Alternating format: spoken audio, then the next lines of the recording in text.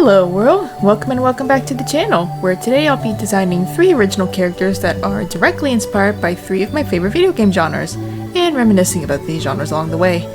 I did want to present these speed paints in honor of when I first discovered these game genres throughout my life, but that ended up not panning out due to a technical error on my part, which you're about to see very shortly. With that being said, let's start!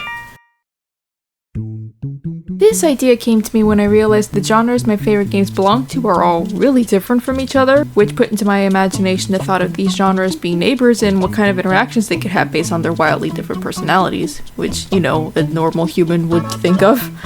So, the first character I'll be creating in this video was inspired by cozy life sim games, and as you can see I already made it quite a ways away into the drawing process. This is because I'm stupid and forgot to click the record time-lapse button on Clip Studio Paint and didn't realize my mistake until I was already more than halfway done with the line art. Even though this genre wasn't the first one I got into, I started designing this character first just because I knew it would be more of my comfort zone compared to the other 2 characters I would be drawing, and wanted to give myself something a little more easy and familiar so I could warm up. But because of this mistake, I decided to put her first in the video anyway, rather than going in chronological order of when I first started liking these kinds of games, just so there wouldn't be an awkward jump between a full speed paint and a partially complete speed paint that's missing 5 minutes worth of footage at the start. I was originally just going to default to my usual cell shading style for the coloring of all 3 pieces, but because of this mistake I made, I decided to spring for some more detailed rendering, just because if you're going to be seeing the coloring process for this specific character, I might as well make it worth your while. I really wanted this character to wear a hat as a reference to the default models in Animal Crossing population growing, and adding cat ears to it just felt way too obvious. Since Argyle is a pretty common staple in the Animal Crossing games, from the NPC's outfits to even certain UI elements, as you can see from the new leaf screenshot on the bottom right corner, I definitely had to make that the pattern on her shirt. And of course, speaking of Animal Crossing and patterns, how could I not incorporate the iconic Pop-Tart pattern in her design? Her hairstyle was pretty heavily inspired by the default female hairstyle in population growing, Yuka's bangs from Story Season's Pioneers of Olive Town, and the braid worn by the female player character in Barnyard.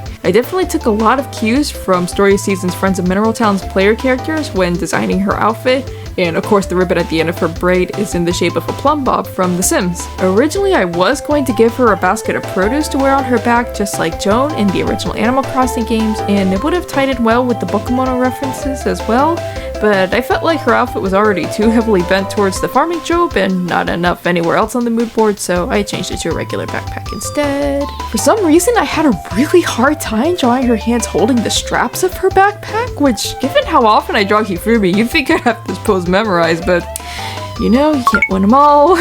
Anyway, I gave her backpack a pink cow pattern since cows have a pretty big presence in all of the games shown here, ranging from livestock to neighbors to being combined with a bloodthirsty mutant plant. This connection to cows is also the origin of the name I chose for this character, which is Prishni. So I considered Barnyard on the GameCube to be my first introduction to the life sim genre. I know it's categorized as a party game, but it was my first exposure to a lot of cozy game pillars like finding baking recipes, decorating your barn, growing plants, stamina meters. And it was one of the first video games I played that wasn't so oriented towards action and adventure, so compared to other games I was used to, it felt really refreshing to play. So that was my first taste of what cozy games could be like back when I was in elementary school, but my proper introduction to the world of life sim games came much later on at the age of 14, when my best friend let me borrow her copy of Animal Crossing Population Growing. I was obliquely aware of Animal Crossing, but I didn't really have any idea of what it was about until I actually got into it, but oh my gosh, once I started playing, I could not put it down.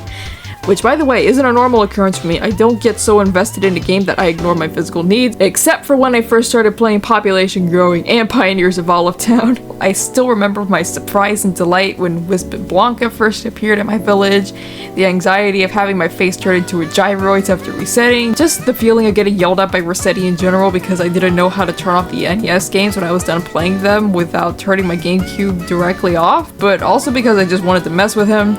The absolutely soul-crushing emotional devastation of when my beloved Aurora moved out of my village and Gwen moving in to replace her. I'm pretty sure Gwen is for me what Chops is for the vast majority of Animal Crossing players. Anyway, another famous life sim that I got into around the same time as Animal Crossing was The Sims. although I hadn't played it super often because I don't really like playing games on my PC, and I barely have enough storage space just managing my art and creative programs as it is.